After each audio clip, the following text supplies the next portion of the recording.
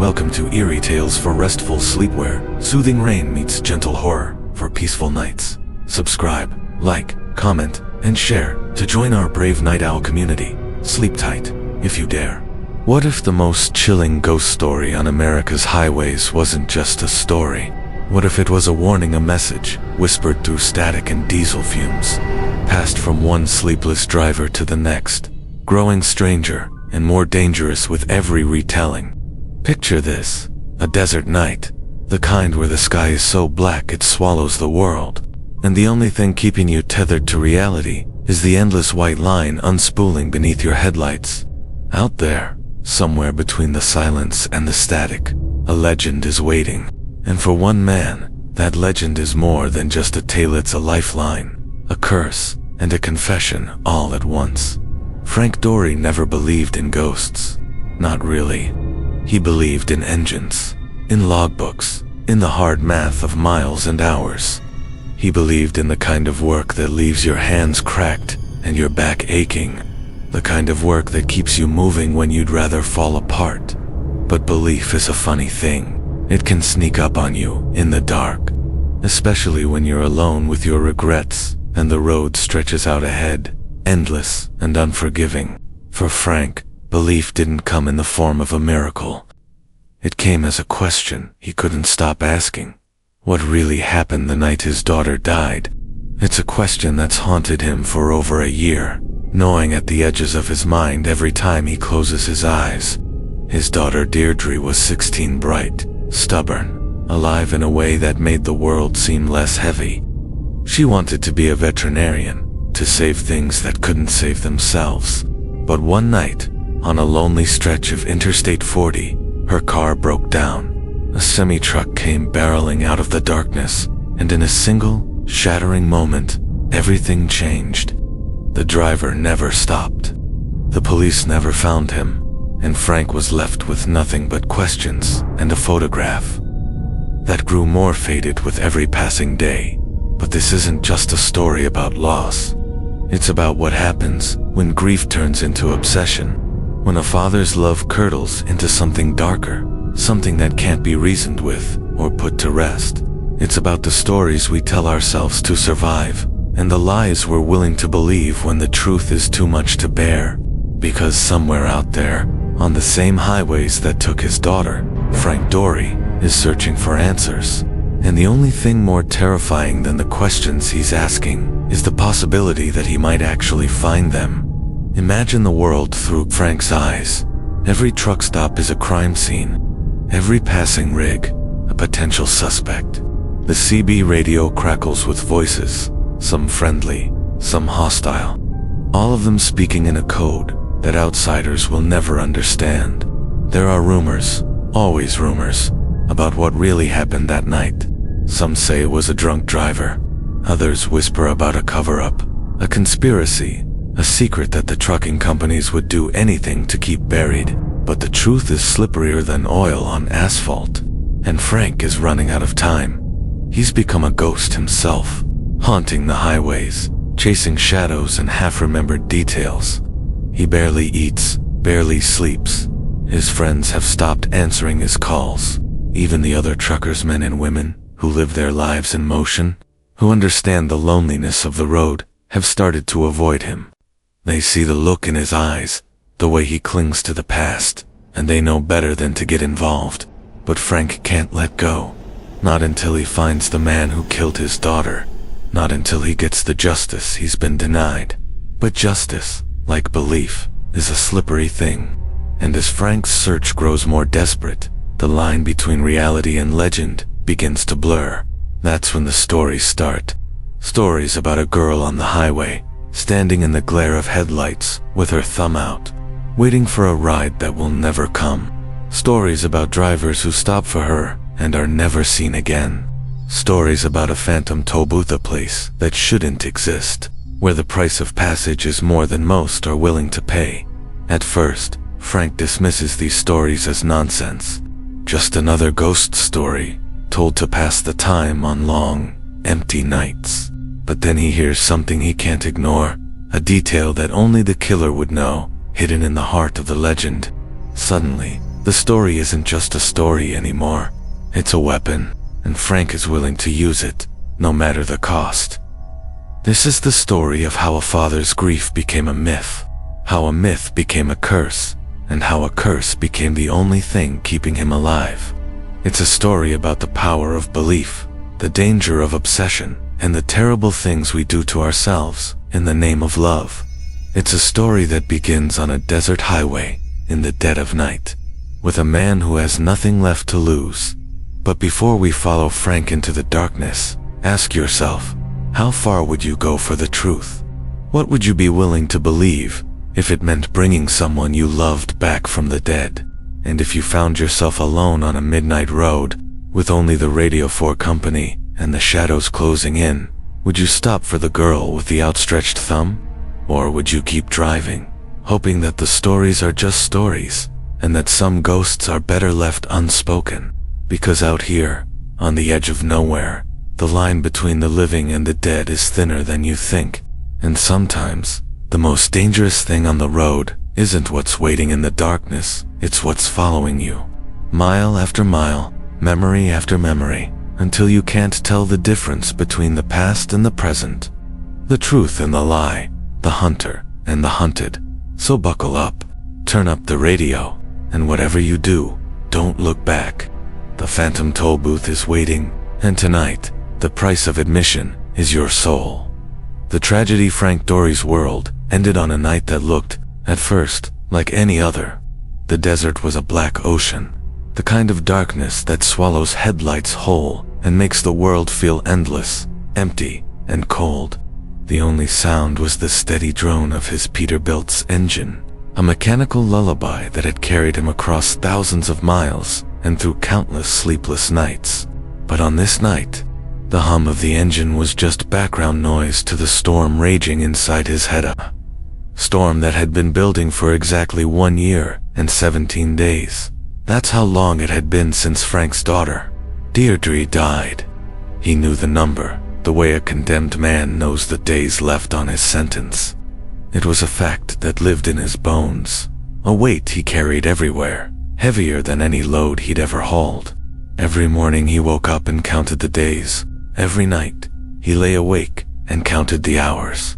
Grief, he'd learned, wasn't a wound that healed. It was a companion, a shadow that followed him from truck stop to truck stop. From one empty motel room to the next. Dear Dri had been 16. In the photograph Frank kept in his wallet, she was smiling, her hair pulled back in a messy ponytail, her eyes bright with the kind of hope that only belongs to the very young. She'd wanted to be a veterinarian, to save animals, to make the world a little less cruel. Frank used to tease her about it, telling her she'd end up with a house full of strays. She'd just laugh and say, "Someone's got to take care of them. Dad, might as well be me." Now, that photograph was all he had, left a faded, creased memory of a life that had been cut short on a stretch of highway not so different from the one he drove every night. The details of her death were simple, brutal, and incomplete. Deirdre's car had broken down late at night, somewhere between Barstow and Needles, a place where the desert pressed in on all sides, and the stars looked close enough to touch. She'd called Frank, her voice shaky, but trying to sound brave. "It's just a flat, Dad. I'll be fine. I've got the hazards on. I'll wait for you."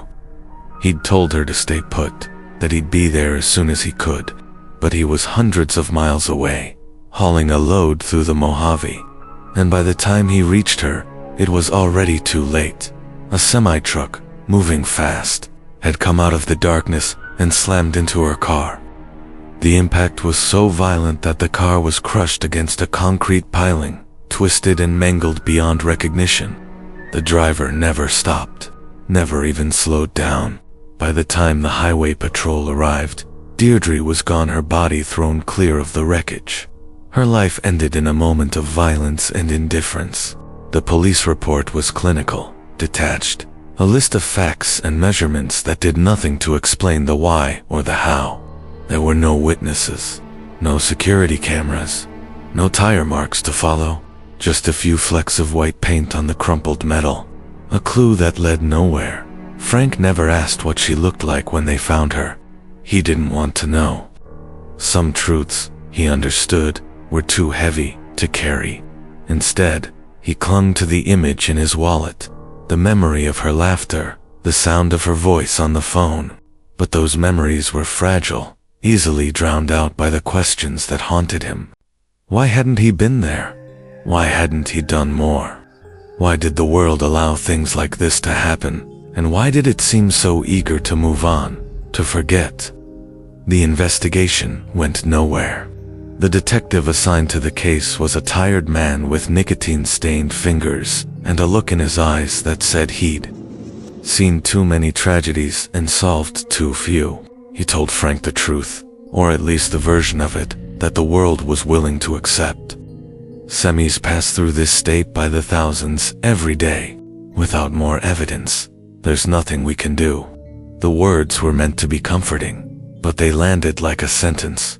The case was closed. The world moved on. But Frank couldn't. He became a man divided, half alive, half lost in the past. The routines of his old life fell away, replaced by a single, burning need to find the person responsible. He stopped going home, stopped answering calls from friends and family.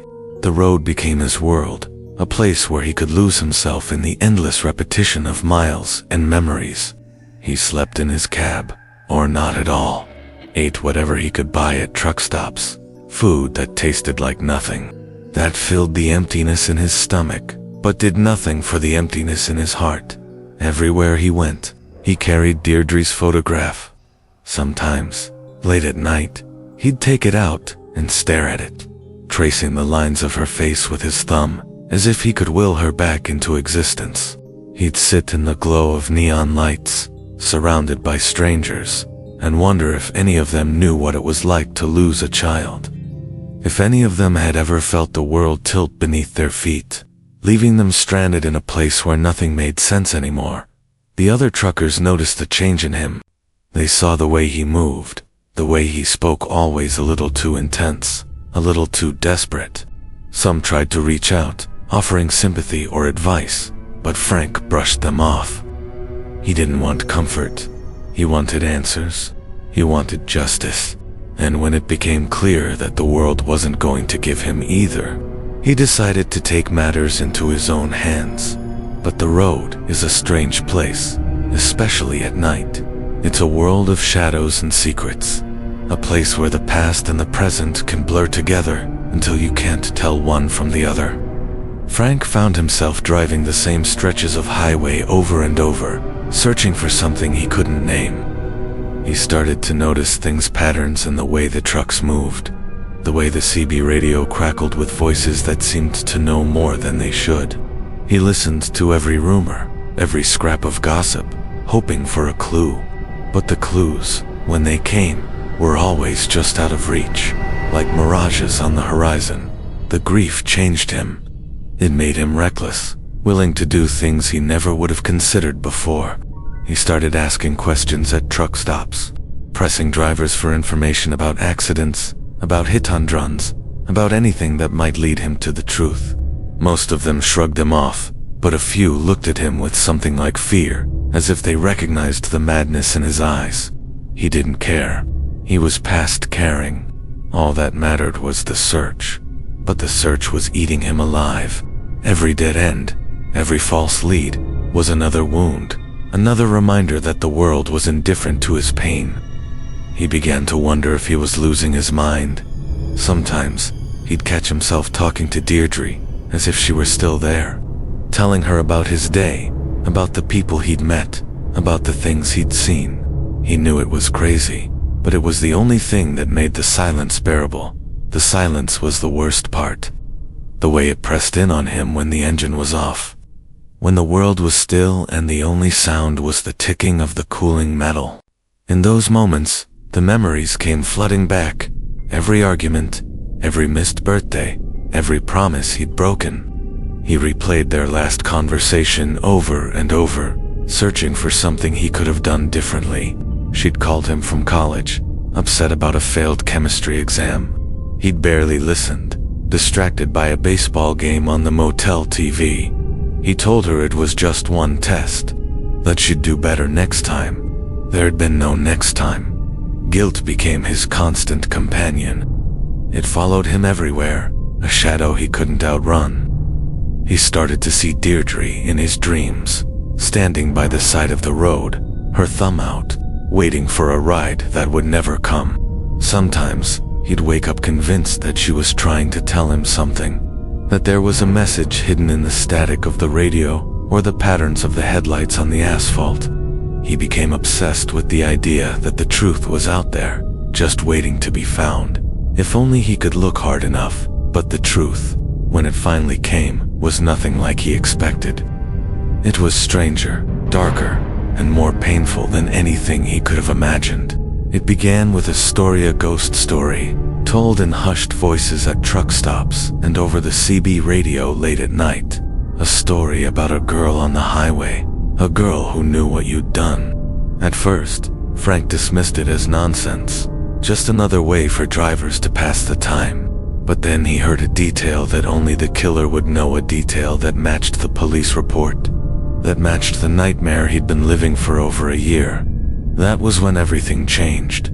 The story became an obsession, a puzzle he had to solve. He started to wonder if the legend was more than just a story, if it was a message, a warning, or maybe even a confession. He began to see patterns where there were none, to hear meaning in the static, to believe that the answers he was searching for were hidden in the very thing he'd dismissed as fantasy. The tragedy of Frank Dori isn't just that he lost his daughter, it's that he lost himself in the process. The man he used to be, the father, the friend, the reliable driver, was gone, replaced by someone who lived only for the chase, for the hope that somewhere out there, the truth was waiting. But the road is a cruel teacher, and the lessons it offers are never free. For Frank, every mile was a reminder of what he'd lost, and every night was another chance to relive the worst moment of his life. He became a fixture on the highways, a ghost among the living, searching for something he could never find. The other drivers started to talk about him, to tell stories of their own. Some said he was cursed, that he'd made a deal with the devil to find his daughter's killer. Others whispered that he was the one haunting the highways, that his grief had turned him into something less than human. The truth, as always, was more complicated. Frank Dori was a man broken by tragedy, held together by nothing but the thin thread of hope. He believed that if he could just find the person responsible, if he could just make them pay, then maybe he could find peace. But peace was as elusive as justice, and the road stretched on, mile after mile, with no end in sight. And so he drove, night after night, haunted by memories and shadows, chasing a ghost that might never have existed. The tragedy wasn't just what happened to Deirdre, it was what happened to Frank, the slow, relentless unraveling of a man who loved too much, who lost too much, and who couldn't let go, no matter how hard he tried. But in the darkness, in the silence between the static and the engine's hum, something was waiting. A story, a legend, a truth that would change everything. And Frank, whether he knew it or not, was about to cross a line from which there was no return. The birth of a legend. There's a moment in every tragedy when grief stops being a private wound, becomes something else, something that reaches out, hungry, looking for a way to survive. For Frank Dori, that moment came not in a burst of rage or a fit of tears, but in the slow, grinding hours of another sleepless night. Parked at a Flying J outside Flagstaff, the world outside his windshield was a void, the kind of darkness that makes you question if anything exists beyond the reach of your headlights. Inside the cab, the air was stale, with the smell of old coffee and the faint, persistent temps of diesel. Frank sat with a hamburger in his hands, the kind that tastes like compressed cardboard and regret, and stared at nothing. That's when the idea came to him, not as a thought, but as a revelation, a sudden, electric certainty that cut through the fog of his exhaustion. If the world wouldn't give him justice, he would make his own. If the killer was out there, hiding among the thousands of trucks that crossed the desert every day, then Frank would flush him out. But not with police reports or missing person flyers. No, he would use something older, something more primal. He would create a ghost story. It started as a whisper, a rumor seeded in the fertile soil of the trucking world. Frank knew the power of stories, how they could travel faster than any rig, how they could slip through the cracks of reality and take root in the minds of the lonely and the desperate. He crafted his legend with the same meticulous care he once reserved for his logbooks and load manifests. Every detail was chosen for maximum effect, every word designed to burrow deep and fester. He called it the Phantom Tollbooth. The story went like this.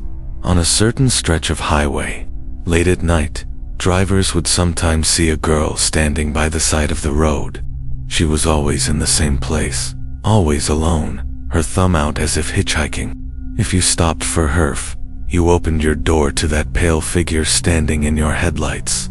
She would climb into your cab and sit in silence beside you. And then, after a mile or two, she would turn to you and speak a single sentence. I know what you did. After that, you would vanish, leaving behind only the smell of motor oil and burnt rubber, and something else, something rotten, like meat left too long in the sun. Frank told the story at truck stops, always two different drivers, always working it into conversation as if he'd heard it from someone else. He became a master of the casual aside, the offhand remark that lingers in the mind long after the conversation has ended. You hear about that ghost girl out on 40, he'd say, eyes fixed on his coffee. My buddy swears he saw her last week. Gave him the creeps. He'd watch as the story took hold, as the other drivers leaned in, eager for details, hungry for something to break the monotony of the road. But Frank didn't stop there. He called into CB channels late at night, when the airwaves were strange with distance and static, his voice disguised, pitched lower or higher, always just a little off. He'd broadcast the tale in a voice not quite his own, letting it drift out into the darkness, carried by the invisible currents of radio waves. Sometimes he'd add new details, a description of the girl's dress, the way her eyes seemed to glow in the headlights, the chill that filled the cab when she climbed inside. Other times, he'd let the story speak for itself, trusting that the legend would grow in the telling. He posted on trucking forums under anonymous handles, spinning the tale in threads about highway dangers and late-night encounters. He invented witnesses, corroborated his own lies with more lies, layering the story with enough detail to make it feel real. Saw her myself near Barstow, one post would say. Didn't stop, but I swear she looked right at me. Another would chime in. My dispatcher's cousin picked her up. Said she disappeared from the passenger seat without a sound. The legend took on a life of its own, mutating and evolving with each retelling, growing stronger and stranger as it spread. Frank watched all of this with a kind of grim satisfaction. The story was working. He could feel it in the way other drivers talked, in the nervous glances they exchanged at truck stops, in the way the CB chatter shifted late at night. The legend was out there now, a virus infecting the collective imagination of the trucking world. And somewhere, he hoped, the man who killed his daughter was hearing it, to hearing the details that only he would recognize, feeling the net draw tighter with every mile. But legends have a way of slipping out of their creator's control. The Phantom Tollbooth was no longer just Frank's story. It belonged to the road now, to the men and women who lived their lives in motion, who knew the loneliness of the highway better than anyone. Frank started to hear the story repeated back to him, sometimes word for word, sometimes twisted into new shapes. Drivers swore they'd seen the ghost girl themselves, that they'd felt her presence in the cab, that they'd heard her whisper in the static of the radio. Some claimed to know someone who'd vanished after picking her up, their rig found abandoned on the side of the road, the cab reeking of burnt rubber and fear. The story spread like wildfire, fueled by the isolation and superstition that haunt the trucking world. It became a kind of secret handshake, a test of belonging. You hear about the phantom toll booth. One driver would ask another, and if the answer was yes, they'd swap stories, each trying to outdo the other with tales of close calls and near misses. The legend grew, feeding on itself, becoming more real with every retelling, and then, the messages began. The first one came over the CB at 3 in the morning, as Frank was hauling a load of agricultural equipment through the Mojave. The voice was badly distorted by static, barely more than a whisper, but the words were clear enough to freeze the blood in his veins. "She knows you're looking." Frank grabbed the radio, demanded to know who was transmitting, but there was only silence, the hiss of empty channels. He told himself it was a prank, just another driver who'd heard the story and decided to have some fun. But the second message came 2 nights later, clearer this time. "Check the white trucks." That stopped him cold. The police report had mentioned traces of white paint on Deirdre's car, a detail that had never been made public. After that, the messages came more frequently. Sometimes they were cryptic, fragments that could mean anything or nothing. Other times, they seemed to offer guidance, though never with perfect clarity. "Barstow, midnight, watch the lot. He's closer than you think. The girl knows your name." Each message sent Frank spiraling deeper into obsession, chasing leads that dissolved into nothing, following hunches that led him in circles. He started to wonder if the story had taken on a life of its own, if the legend he'd created was now speaking back to him. The line between reality and myth blurred until he couldn't tell where one ended and the other began. He'd hear his own words echoed back to him in the voices of strangers, see the details of his story reflected in graffiti on bathroom walls, in the nervous glances of other drivers, in the way the night seemed to press in a little closer every time.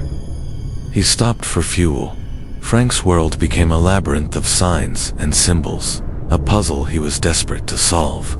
He began to see patterns everywhere in the way the trucks lined up at rest stops, in the flicker of headlights on the horizon, in the static that filled the airwaves after midnight.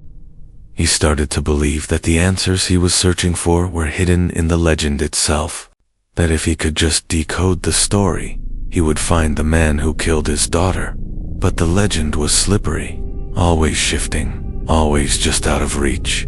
The more Frank chased it, the more it seemed to elude him, leading him deeper into the darkness. He became a fixture at truck stops, a ghost among the living, always asking questions, always listening for the next clue.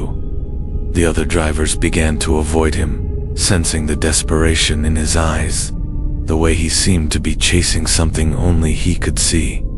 The story began to change, to grow in ways Frank hadn't anticipated. Drivers started adding their own details, their own fears and suspicions. Some said the ghost girl could only be seen in the rearview mirror, her face twisted in accusation. Others claimed she left behind a trail of frost, that the temperature in the cab would drop to freezing when she appeared. A few whispered that she wasn't looking for justice, but for revenge, that anyone who saw her was marked, doomed to vanish just like the drivers in the story.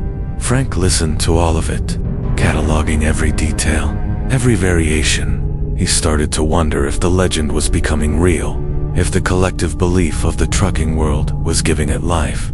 He found himself looking for the girl on the side of the road, half hoping, half dreading that he would see her. He began to question his own sanity, to wonder if he was losing himself in the story he'd created. But he couldn't stop. The legend was all he had left, the only thing that made sense in a world that had been turned upside down. He clung to it like a lifeline, convinced that somewhere in the endless retelling, the truth was waiting to be found. He became both the storyteller and the audience, the hunter and the hunted, trapped in a cycle of obsession and grief that had no end. The birth of the Phantom Tollbooth was more than just the creation of a ghost story. It was the transformation of a man's pain into something larger, something that could be shared, passed on, and believed in. It was a way to make sense of the senseless, to give shape to the chaos that had consumed Frank's life. But legends are dangerous things.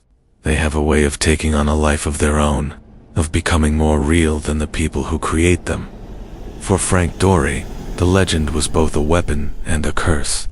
It gave him purpose, a reason to keep going when everything else had fallen away. But it also trapped him in a world of shadows and whispers. A world where the line between truth and fiction was as thin as the desert air. He became a man haunted not just by the loss of his daughter, but by the story he'd unleashed, a story that was now hunting him, just as surely as he was hunting the man who killed her. And so, the legend spread, carried on the wind and the radio waves, whispered in truck stops, and scrawled on bathroom walls. The Phantom Tollbooth became more than just a story. It became a warning, a curse, a mirror held up to the darkness that lives in all of us. And somewhere out there, on a lonely stretch of highway, Frank Dori kept driving, searching for answers, chasing a ghost that might never have existed. But the story was out there now, alive and hungry, waiting for the next driver to hear it, to believe it, to become a part of it. And Frank, whether he knew it or not, was already lost in the legend, a man transformed by grief, condemned to wander the highways, forever searching for a truth that might destroy him. The story spreads. Stories are living things. Once released into the wild, they grow teeth, sprout wings, and slip through cracks you never knew existed. The legend of the Phantom Tollbooth was no different. It started as a whisper, a rumor seeded by Frank Dori's desperation, but it didn't stay small for long. Like a spark in dry grass, it caught the wind and spread, leaping from one mind to the next, mutating with every retelling. And as it spread, it began to change, not just the world around Frank, but Frank himself. At first, the story moved quietly, like a rumor passed in the shadows. Frank would hear it in the background at truck stops, woven into the fabric of late-night conversations. A driver at the counter, sipping burnt coffee, would mention the ghost girl to the cashier, his voice low and conspiratorial. "My cousin swears he saw her last week," he'd say, eyes darting to the door as if afraid she might walk in at any moment. Standing right there on the shoulder, near Barstow, thumb out. When he passed her, he looked in the mirror, and she was gone. The cashier would roll her eyes, but the story would stick. It always did.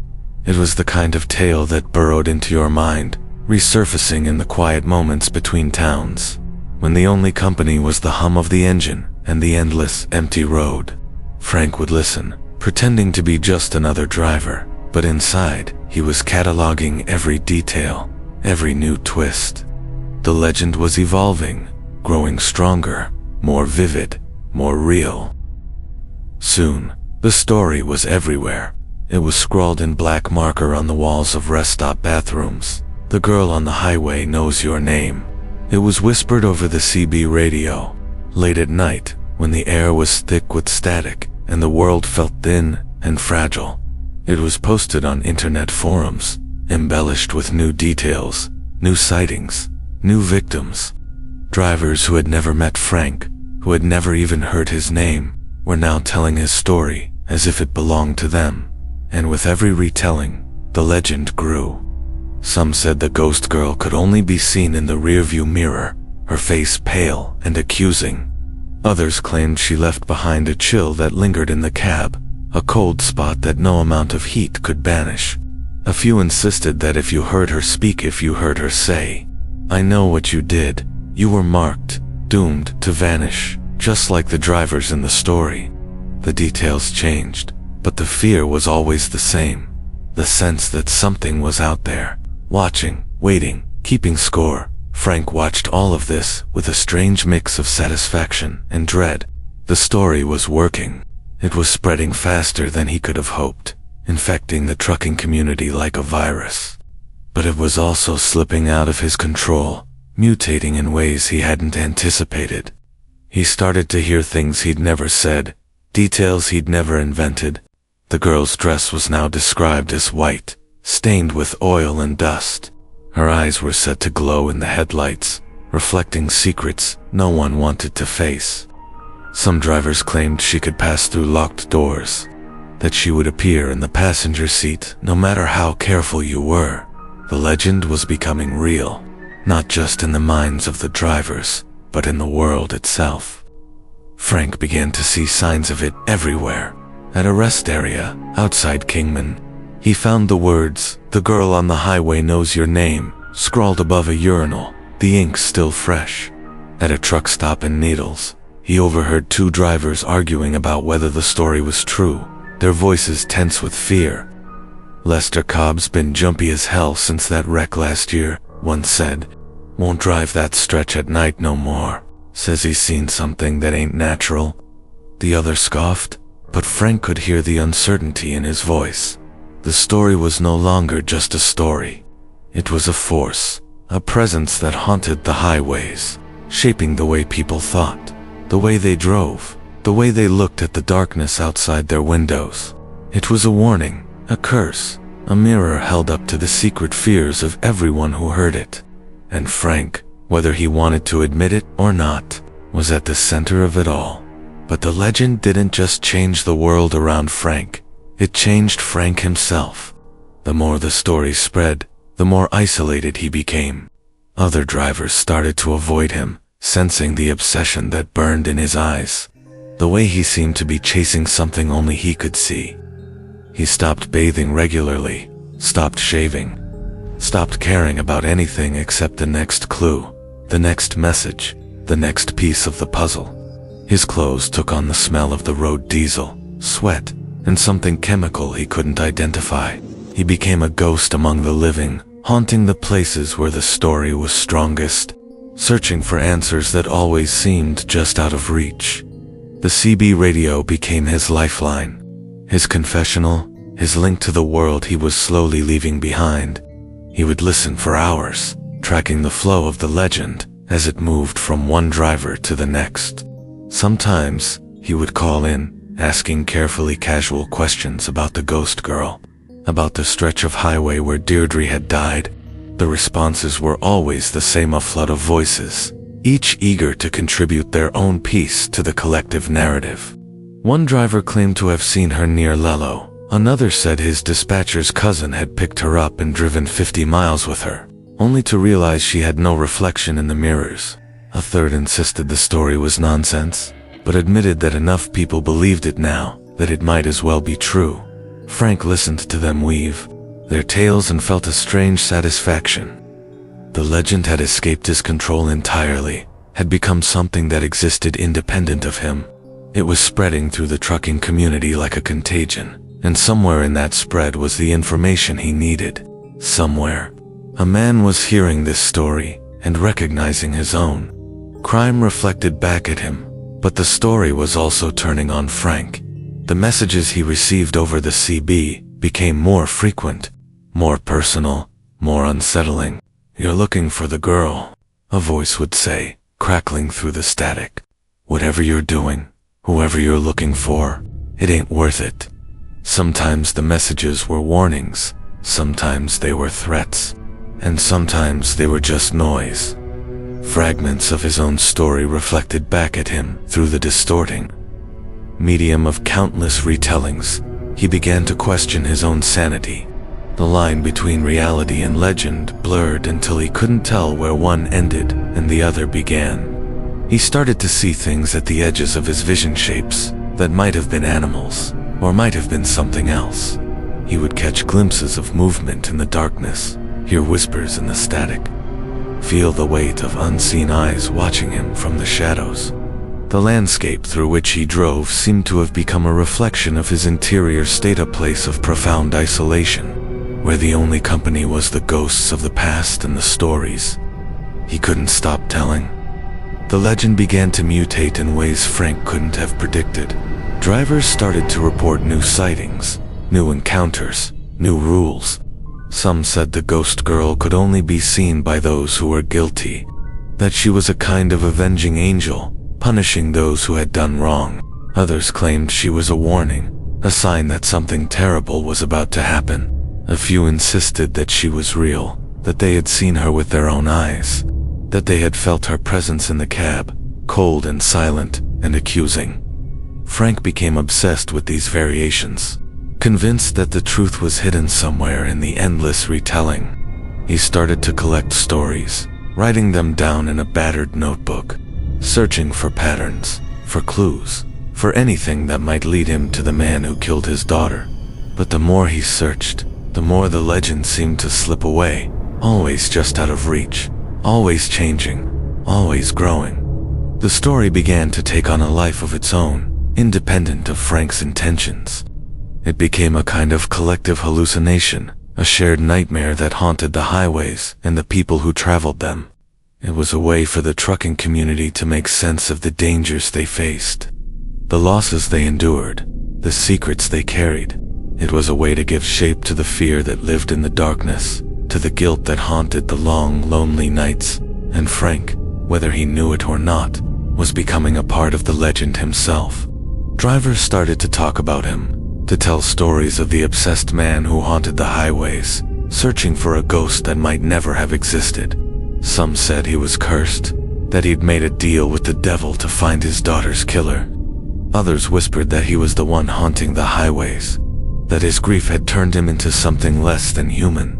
The story spread, and with it, Frank's sense of reality began to unravel. He started to lose track of time, of place, of purpose. The days blurred together, each one indistinguishable from the last. He would wake in his sleeper, with no clear memory of having gone to sleep, would find himself behind the wheel, with no recollection of getting there. His logbook became a fiction he maintained only out of habit, the entries bearing no relation to his actual hours or routes. He was operating outside the regulated structure that governed the trucking industry, had become something like a ghost himself, haunting the highways without clear origin or destination. The legend was now everywhere, impossible to escape. It was in the graffiti on the walls, in the whispers at truck stops, in the static of the CB radio. It was in the way other drivers looked at him, the way they avoided his gaze, the way they seemed to know, without knowing, that he was different.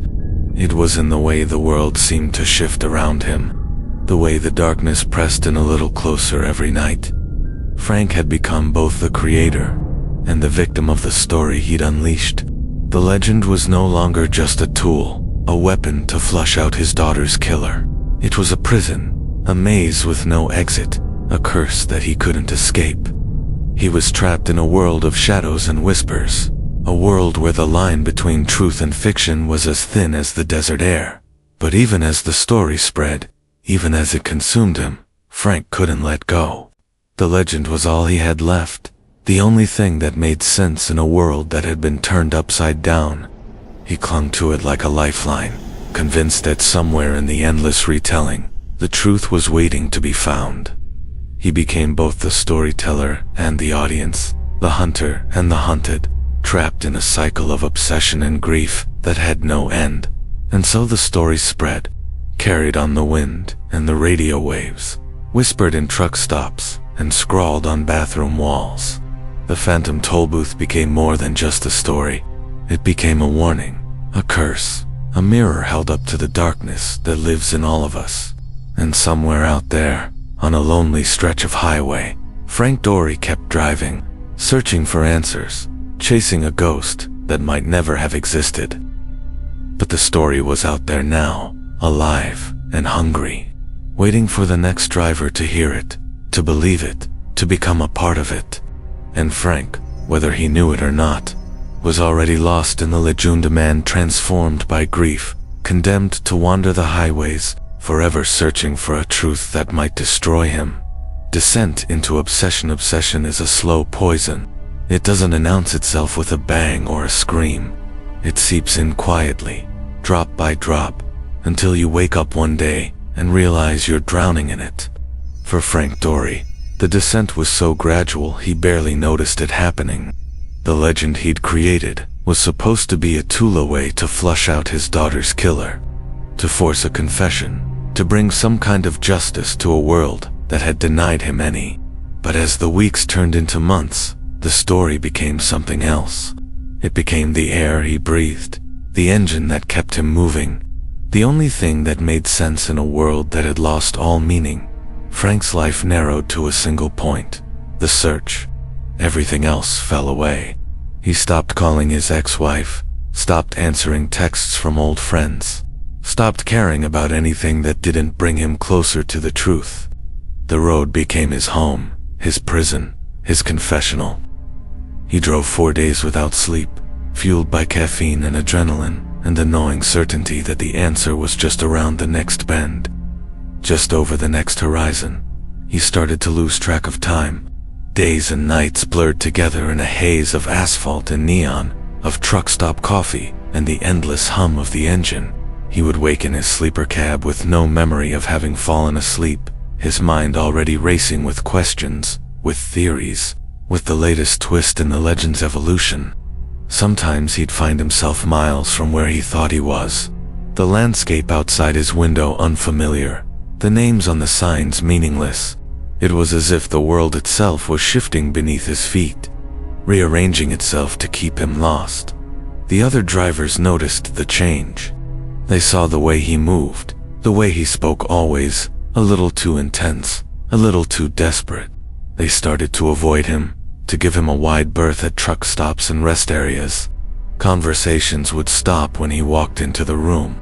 Eyes would slide away, hands would tighten on coffee cups, and the air would fill with the unspoken knowledge that Frank Dori was not like the rest of them anymore.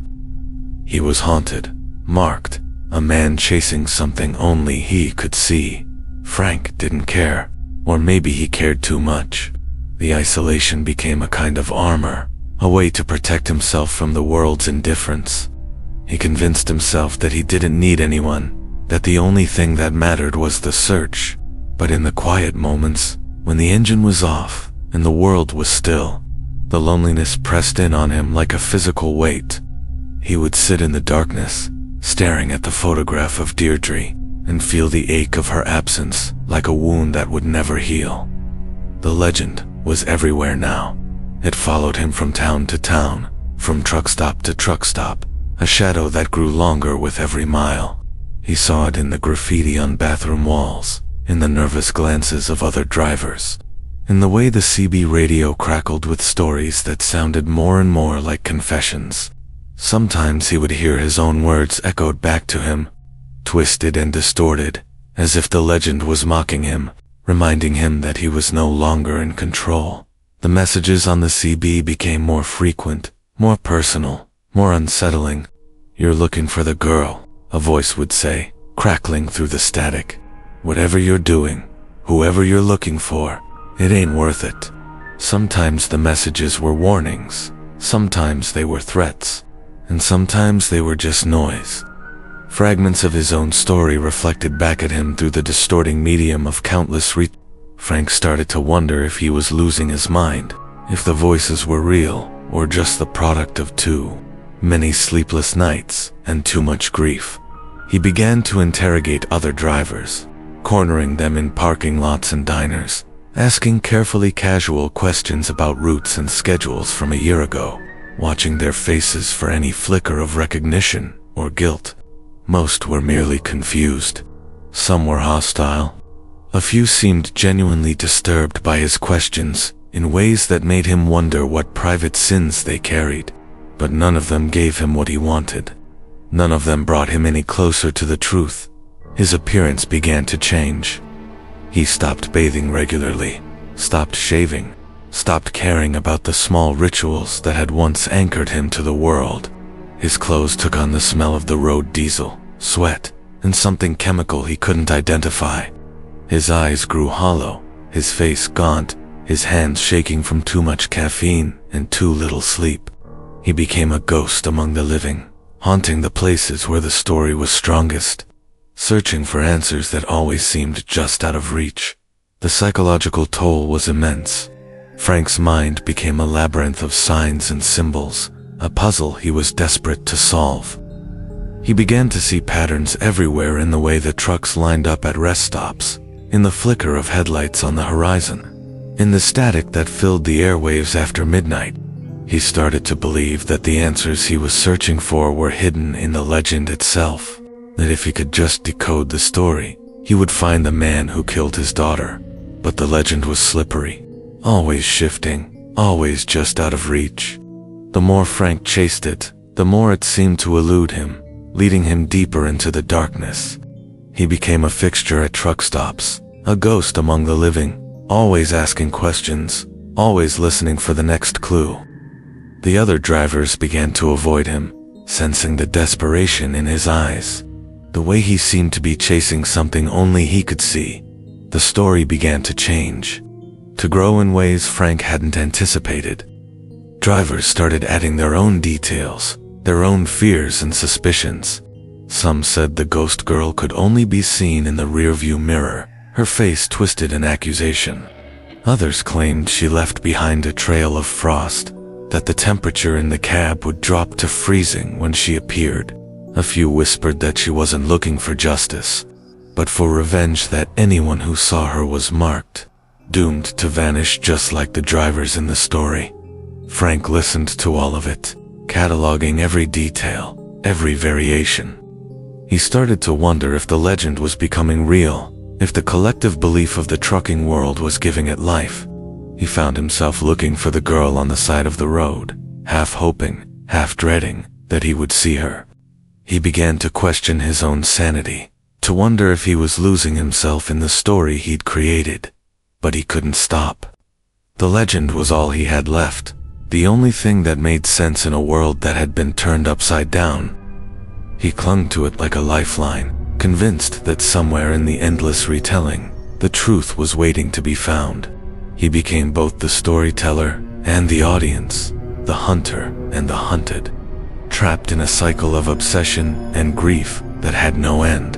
The world outside Frank's cab became a reflection of his interior state. The desert highway at night was a place of profound isolation, a ribbon of pavement surrounded by darkness so absolute it seemed to have texture and weight. He passed through small towns that looked abandoned even when they were not, their streetlights casting pools of sickly illumination in which nothing moved. He saw things at the edges of his vision that might have been animals, or might have been something else, shapes that resolved into sagebrush or rock formations when he looked directly at them, but which seemed to possess a disturbing mobility in his peripheral awareness. He began to dream of Deirdre, not as she had been in life, but as the ghost girl of the legend, standing by the side of the road, her thumb out, waiting for a ride that would never come. Sometimes he would wake up convinced that she was trying to tell him something, that there was a message hidden in the static of the radio or the patterns of the headlights on the asphalt. He became obsessed with the idea that the truth was out there, just waiting to be found, if only he could look hard enough. But the truth, when it finally came, was nothing like he expected.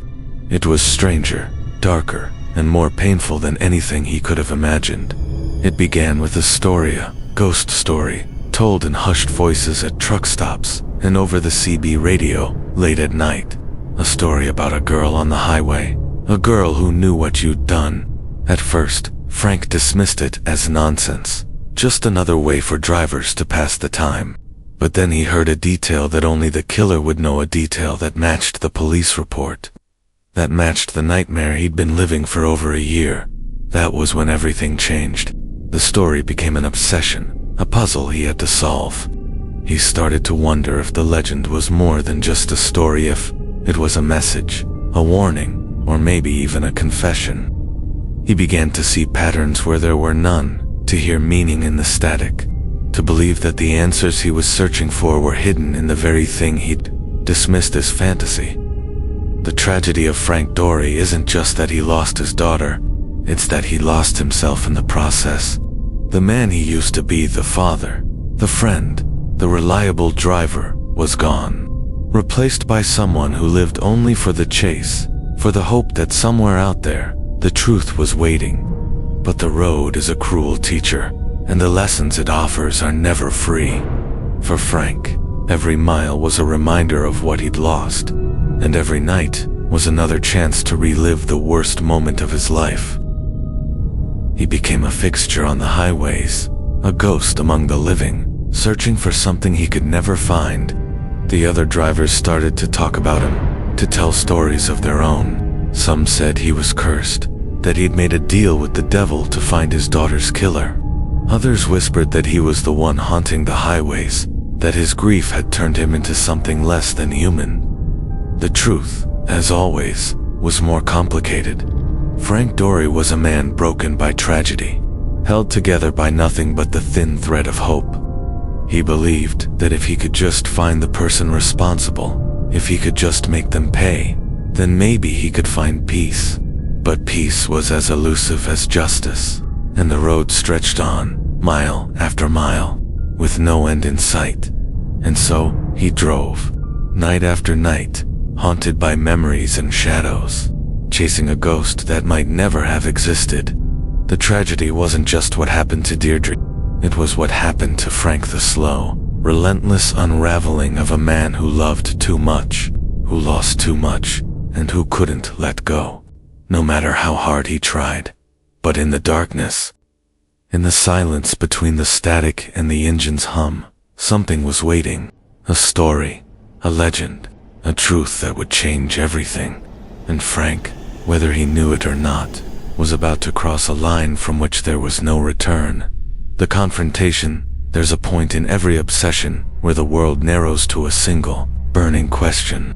For Frank Dori, that question had become a compass, guiding him through the endless night, pulling him towards something he couldn't name. The legend of the phantom Tollbooth had grown beyond his control, but Frank clung to the hope that somewhere in the tangled web of stories, the truth was waiting. He just had to find it, and as the days blurred together, as the miles stacked up behind him, the signs began to multiply. It started with the messages cryptic, unsettling, impossible to ignore. They came over the CB radio at odd hours, always when Frank was alone, always when the road seemed to stretch on forever. She knows you're looking. Check the white trucks. Barstow, midnight. Watch the lot. Each message was a puzzle, a breadcrumb leading him deeper into the labyrinth. Frank tried to trace the voices, to match them to faces at truck stops and rest areas, but they always slipped away, lost in the static and the endless churn of the highway. The clues began to pile up. A driver at a truck stop in Needles mentioned seeing the ghost girl near Barstow, her face not quite right, as if she were there and not there at the same time. Another claimed to have picked her up, only to find that she left no reflection in the mirrors. Frank listened to every story, every rumor, every half-whispered confession. He wrote them down in his battered notebook, searching for patterns, for connections, for anything that might point him toward the man who had killed his daughter. But the more he searched, the more the legend seemed to turn back on him. The messages grew more personal, more insistent. You're getting close. The desert rose. That's where they gather. Friday, midnight, White Kenworth. Far corner of the lot.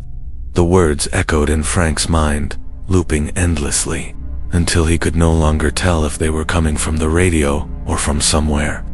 Deep inside himself, the desert rose. The name surfaced again and again, always in the mouths of strangers, always with a hint of something unspoken. Frank asked around, describing it as a place he'd heard of but never visited. The answers were always the same: a decaying truck stop outside Barstow, the kind of place where business was conducted away from the law's attention, where the rules of the road didn't quite apply. Drivers spoke of it in elliptical terms, never quite meeting his eyes, as if the very mention of the place carried a weight they didn't want to bear. Frank began to dream about the desert rose, or maybe they weren't dreams at all, but visions conjured by exhaustion and grief. In these visions, he saw himself arriving at the truck stop in darkness, walking across the gravel lot toward a waiting truck, confronting a man whose face he could never quite see. The dreams always ended the same way, with a sense of dread, a feeling that something terrible was about to be revealed. The days leading up to Friday passed in a blur. Frank drove without rest, his mind racing with possibilities. He stopped at a pawn shop in Victorville, bought a .38 revolver, and a box of ammunition. The man behind the counter didn't ask questions, just watched Frank with the blank assessment of someone who had seen too much to be surprised by anything. Frank practiced loading and unloading the gun in the desert, firing at beer cans until his hands remembered the motion. The gun was heavier than he expected, the sound of each shot echoing across the empty land before being swallowed by the silence. On Friday, Frank arrived at the Desert Rose 2 hours before midnight. The truck stop was a relic, its neon sign flickering, half the letters dark. A few trucks were scattered across the lot, their configurations almost random, as if the drivers had chosen their spots by instinct rather than design. Frank parked in the back, where the light from the building didn't quite reach. He sat in his cab, the gun resting on the seat beside him, checking and rechecking that it was loaded. The metal had warmed to his body temperature, no longer feeling like a foreign object. He wondered if he would be able to use it when the moment came, if killing the man who had killed his daughter would bring him any peace, or if it would just add another weight to the burden he already carried. At 11:30, the CB crackled to life. White Kenworth, far corner, go now? The voice was flat, emotionless, but it sent a jolt of adrenaline through Frank's veins. He could see the truck from where he sat, exactly where the voice had described. The cab was dark, but he thought he could detect movement inside a shadow against shadow. Impossible to make out. Frank took the revolver and climbed down from his truck into the cold desert night. His boots crunched on the gravel as he crossed the lot, the moon casting everything in silver and black, draining the world of color. The only sounds were the distant hum of the highway and the beating of his own heart, loud enough to give him away. He reached the Kenworth and stood beside it for a moment, gathering himself. Then he rapped on the driver's side door with the barrel of the gun. There was a long pause, and then the door opened. An old man looked down at him, white-haired, frail, wearing a flannel shirt that hung loose on his frame. His eyes were rheumy and confused, fear blossoming in his face like something blooming in time-lapse. "Help you," he said, his voice thin and uncertain. "Step down from the truck," Frank said, his voice shaking. The old man looked at the gun, and something in his expression crumbled. "Oh Jesus," he whispered. "Oh, Jesus Christ." He climbed down the ladder with the careful movements of someone whose joints no longer worked as they should.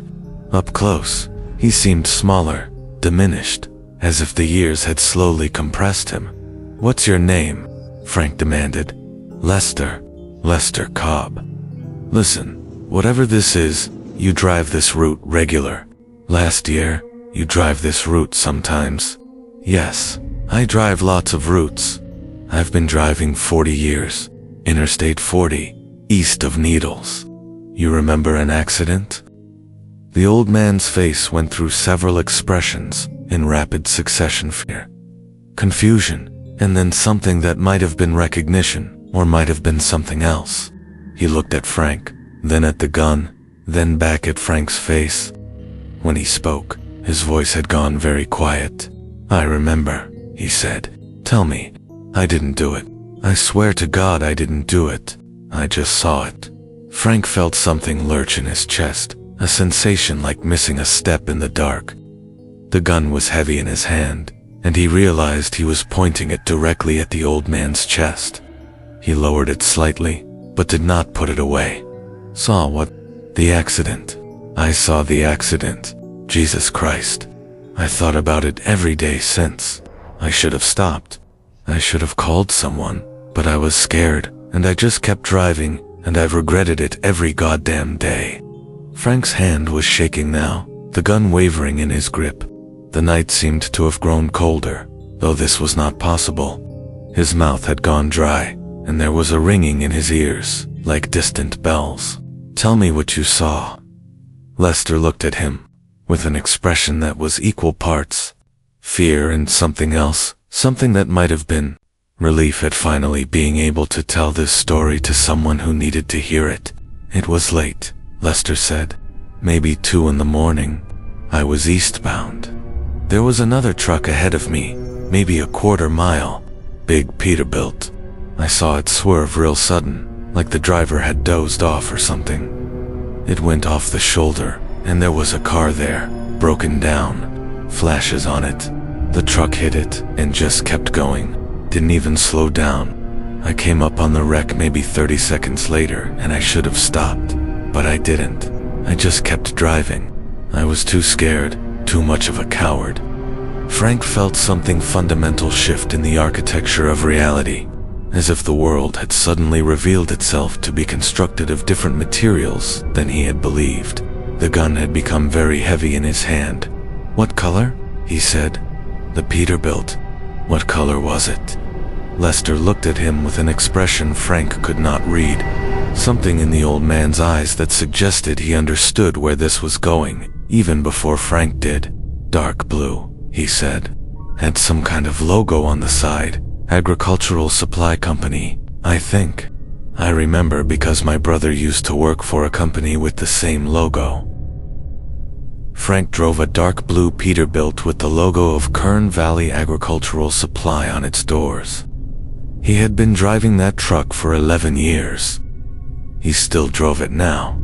It was parked 50 yards away in this very lot. The gun slipped from his fingers and hit the gravel, with a sound like a period at the end of a sentence. Lester was still talking, saying something about how he had prayed for forgiveness, how he had never forgiven himself for not stopping, but Frank could no longer hear the words.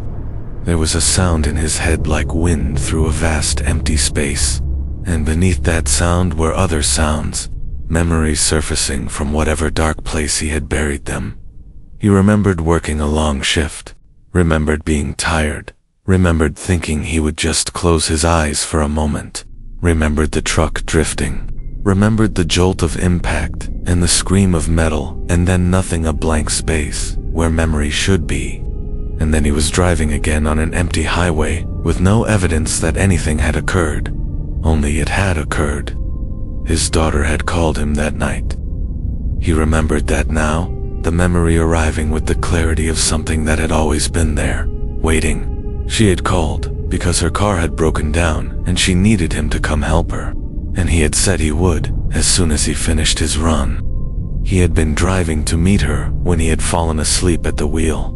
He had been the one to kill her, and his mind had hidden this knowledge from him, had constructed an elaborate fiction to contain what could not be contained, had transformed him from perpetrator to avenger in an act of psychological self-preservation so complete that he had actually believed his own invention. The messages on the CB had not come from any ghost. There had been other truckers repeating the story he himself had created. The tale of the phantom Tollbooth, and his guilt-sedated consciousness had interpreted these echoes as something supernatural, as guidance from beyond. The voice had never given him information he did not already possess. Every clue had come from overheard conversations his conscious mind had filtered out, but his unconscious had cataloged and retrieved, presenting them back to him as revelation. He had heard Lester's name in that truck stop diner, had heard the details about the Desert Rose, had absorbed 100 fragments of information during his wandering interrogations, and his mind had assembled them into a map that led him here to this confrontation, to this moment of terrible clarity. He had been hunting himself. The elaborate investigation had been a journey into the labyrinth of his own fractured psyche, following breadcrumbs he himself had scattered without knowing. Lester was backing away from him, hands raised. "I'm sorry," Lester was saying. "I'm so sorry I didn't stop. If I had stopped, maybe she could have been saved. Maybe the medics could have done something. I've lived with that every day. Every single day." Frank could not speak. He could not move. He stood in the truck stop parking lot under the silver moon and felt the full weight of what he had done settle onto him, like a physical mass. His daughter's face appeared to him, not the photograph version, but the real thing, the living Deirdre, who had smiled at him across the breakfast table and asked him questions about his roots and told him about her dreams of working with animals. He had killed her. He had murdered his own child and then hidden that knowledge so deep inside himself that it had required a year of madness to excavate it back into the light. The highway stretched in both directions, east and west, an infinite line dividing the darkness. He thought of all the miles he had driven, all the men he had interrogated, all the hours spent listening to the radio for messages that had never really been there. He thought of that conversation in the diner, those words about Lester Cobb that had passed through his awareness without leaving a conscious trace. He thought of his daughter standing by her broken car in the darkness, waiting for help that would come in the worst possible form. Lester was still talking, but Frank could no longer hear him. He turned and walked back to his own truck, with legs that felt like they belonged to someone else. He climbed into the cab and sat behind the wheel and looked at his reflection in the rearview mirror. The face that looked back at him was his father's face, a stranger's face, the face of a man who had killed his own daughter and then spent a year hunting phantoms. The CB radio crackled to life. Through the static came voices, dozens of them, hundreds. All the truckers on all the highways, telling his story back to him, the tale of the phantom Tollbooth, the ghost girl who knew what you had done. He listened to them catalog his crime in endless variation, each retelling a fresh indictment, and understood that this was his punishment. Not prison, not the gun he had considered turning on himself, but this. To hear his own guilt reflected back at him in infinite permutations. To know that he had constructed his own hell and then walked into it willingly, following clues he had gathered without knowing, assembling his own damnation from fragments of overheard truths. He started the engine. The Peterbilt rumbled to life, and he pulled out of the parking lot onto the highway heading west. The voices on the radio continued their chorus. He would drive until the truck ran out of fuel, or until he ran out of road, whichever came first. He would drive and listen to the voices and remember what he had done. This was all that remained to him. Now the road and the voices and the knowledge that stretched before him, like the highway itself, without end or destination, just the terrible infinite recursion of his guilt, made manifest in the darkness behind him, and the desert rose receded into the distance, its failing neon sign flickering against the night. Ahead lay only more highway and more darkness, more voices speaking his crime back to him across the void. He drove on. There was nothing else to do. The road went on, and he went with Itaman, transformed into the ghost story he had created, haunting himself across the endless miles, condemned to chase a truth he had finally caught, but could never escape. And somewhere in that darkness, a girl who might have been his daughter stood beside a stretch of highway with her thumb out, waiting for a ride that would never come, waiting in the space between memory and madness, where all the victims of our own making wait forever, patient and unforgiving, while the traffic passes them by in its ceaseless stream, and no one stops and no one helps, and the night stretches on without mercy or end. The shattering truth there are truths so devastating that the mind will do anything to avoid them. It will build walls, invent stories, rewrite memories, and bury the evidence so deep that even the person living the lie can't see it. For Frank Dori, the truth had always been there, lurking in the shadows of his mind, waiting for the moment when his defenses would finally crack. And now, in the cold, echoing silence, after the confrontation at the desert rose, there was nowhere left to hide. He sat in the cab of his truck, the engine idling, the world outside reduced to a blur of neon and darkness. The revolver lay on the passenger seat, forgotten. His hands trembled, not from fear, but from the weight of memory pressing down on him, relentless and inescapable. The voices on the CB radio faded into the background, replaced by the roar of blood in his ears and the fragments of a night he had tried so hard to forget. It started with a single, shattering realization: the dark blue Peterbilt, the agricultural supply logo, the route, the time, the fatigue. The details lined up with a terrible, mechanical precision.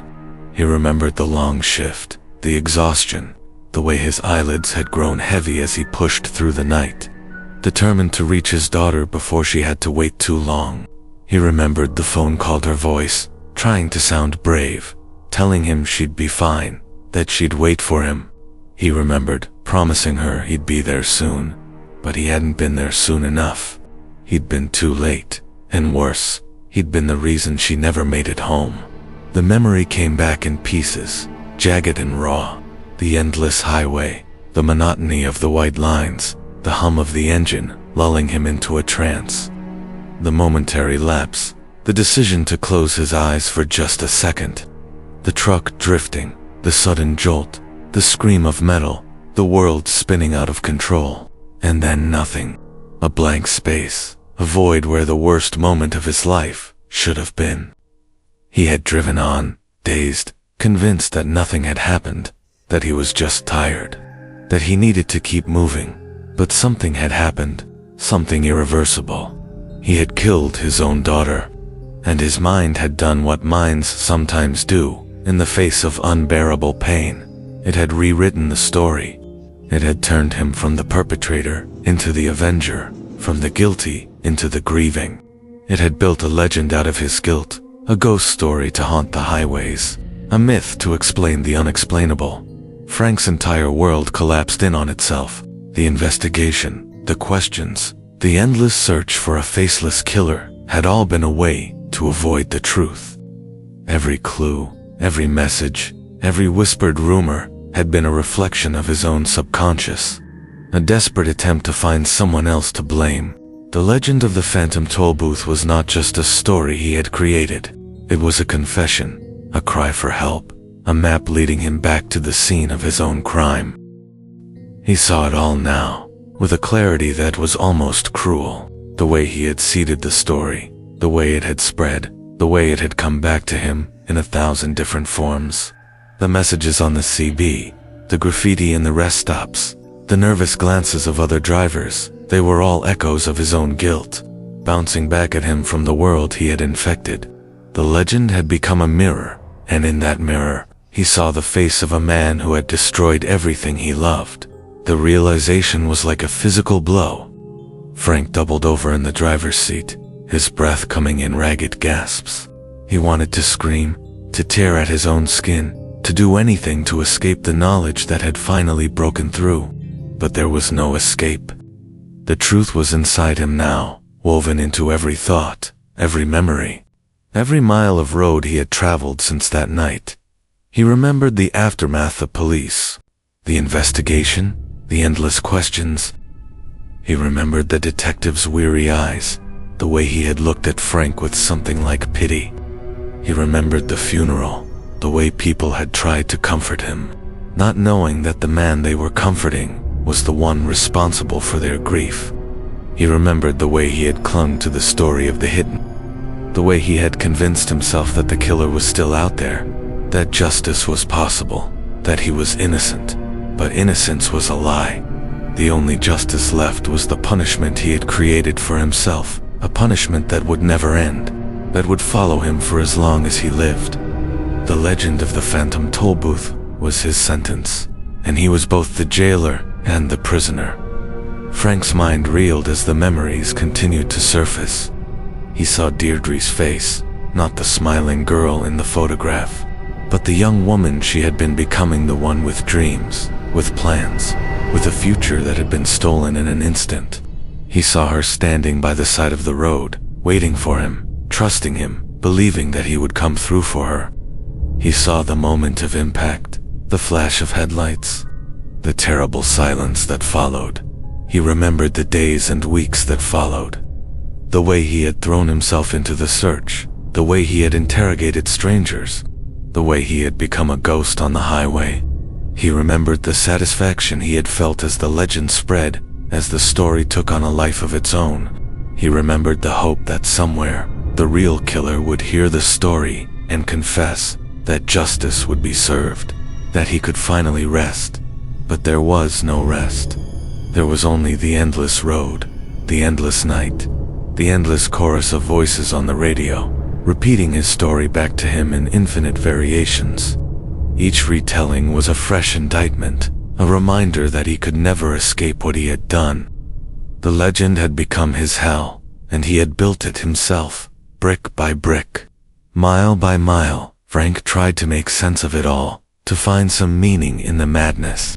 He thought about the other drivers, the ones who had believed the story, the ones who had added their own details, their own fears, their own guilt. He wondered how many of them were running from something, how many of them had secrets they couldn't bear to face. He wondered if the legend had helped anyone, or if it had just spread more pain, more fear, more darkness. He thought about Lester Cobb, the old man who had witnessed the accident and done nothing. He wondered if Lester's guilt was anything like his own, if the two of them were just different sides of the same coin, men broken by cowardice, by fear, by the knowledge that they had failed when it mattered most. He wondered if forgiveness was possible, or if some sins were too great to be absolved. The night stretched on, endless and merciless. Frank sat in the cab of his truck, staring at his reflection in the rearview mirror. The face that looked back at him was a stranger's face, hollow-eyed and haunted, the face of a man who had lost everything. He thought about turning the gun on himself, about ending the story once and for all, but even that felt like a kind of escape, a way to avoid the punishment he knew he deserved. Instead, he started the engine and pulled out onto the highway, the voices on the radio rising in a chorus behind him. He would drive until the truck ran out of fuel, or until he ran out of road, whichever came first. He would drive and listen to the voices, and remember what he had done. This was all that remained to him now, the road and the voices and the knowledge that stretched before him like the highway itself, without end or destination. Just the terrible, infinite recursion of his guilt, made manifest in the darkness behind him. The legend of the phantom Tollbooth would live on, passed from one driver to the next, whispered in truck stops and scrawled on bathroom walls. It would grow and change, mutate and evolve, but at its heart, it would always be the same. A story about guilt, about loss, about the terrible things we do to ourselves in the name of love. And somewhere out there, on a lonely stretch of highway, Frank Dori would keep driving, haunted by the ghost of his daughter, condemned to chase a truth he had finally caught but could never escape. He had become the ghost story. He was the phantom haunting the highways, the man who had created his own hell and walked into it willingly, and in the space between memory and madness, we're all the victims of our own making wait forever. Patient and unforgiving, Frank Dori would drive on, a man transformed by grief, condemned to wander the endless miles, forever searching for a redemption that would never come. The shattering truth was this: some stories are too powerful to be contained. Some legends are born not from the world outside, but from the darkness within. And when the truth finally breaks through, it doesn't set you free. It binds you tighter than any lie ever could. The road is a place of forgetting, but it is also a place of memory. For Frank Dori, the endless miles became both a punishment and a refuge, a way to outrun the truth, and a way to circle it forever. The legend of the phantom Tollbooth, born from his grief and guilt, had become a living thing, a story that would outlast him. Echoing through the static of CB radios and the whispered conversations of truckers in the dead of night as Frank drove west, the world outside his windshield seemed to dissolve into a blur of darkness and light, of memory and myth. The highway stretched on, infinite and indifferent, a ribbon of possibility and regret. The voices on the radio were his only companions now, a chorus of strangers retelling his story in 1,000 different ways. Each version was a little different, a little stranger, a little further from the truth, but all of them carried the same core of pain, the same warning, the same question. What do we owe the dead, and what do we owe ourselves? Frank's punishment was not prison, nor the cold finality of a bullet. It was something far more insidious, a life spent listening to his own crime reflected back at him, over and over, in the voices of people who would never know his name. The legend he had created was now his judge and jury, a sentence that could never be commuted. Every retelling was a reminder, every whispered rumor a fresh wound. He had built his own hell, and the road was its only exit. But the story didn't end with Frank. The phantom Tollbooth, became a part of the landscape. A myth that grew and changed with every telling. Truckers who had never met Frank began to see the ghost girl on lonely stretches of highway, her thumb out, her eyes full of accusation. Some claimed she was a warning, a sign that you were carrying more than just cargo. Others said she was a test, a chance to confess your sins before the darkness claimed you. A few believed she was real, that she could step into your cab and change your life forever.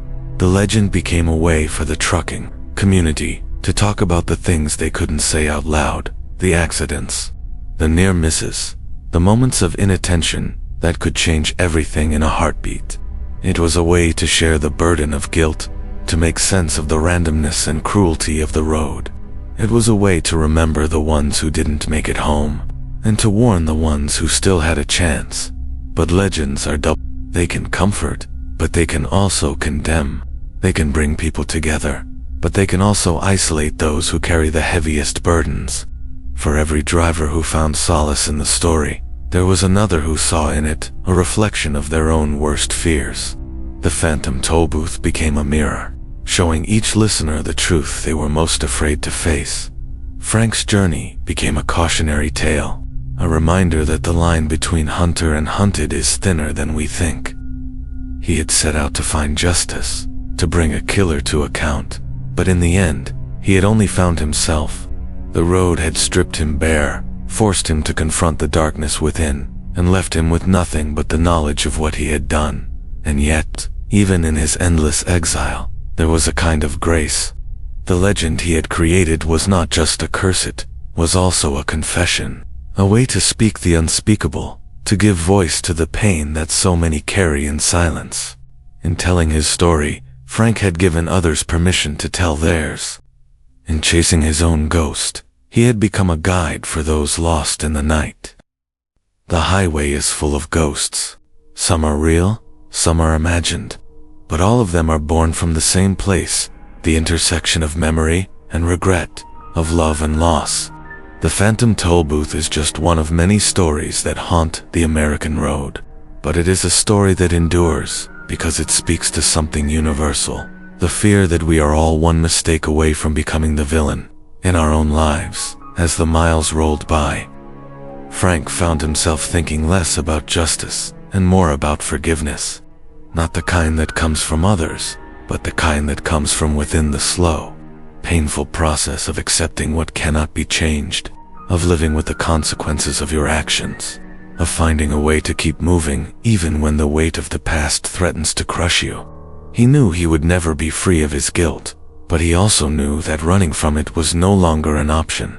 The only way out was through. He drove on, night after night, the road stretching out before him like a question with no answer. The voices on the radio faded in and out, sometimes clear, sometimes lost in static, but always there, always reminding him that he was not alone.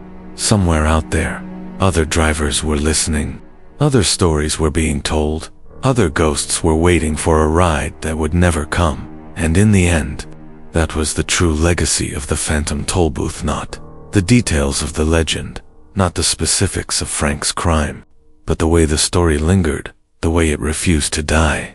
It became a part of the road itself, a warning and a comfort, a reminder that the past is never really gone, that the things we try to outrun will always find us in the end. So if you ever find yourself driving down a lonely stretch of highway, late at night, with only the radio for company and the darkness pressing in on all sides, remember the story of Frank Dori.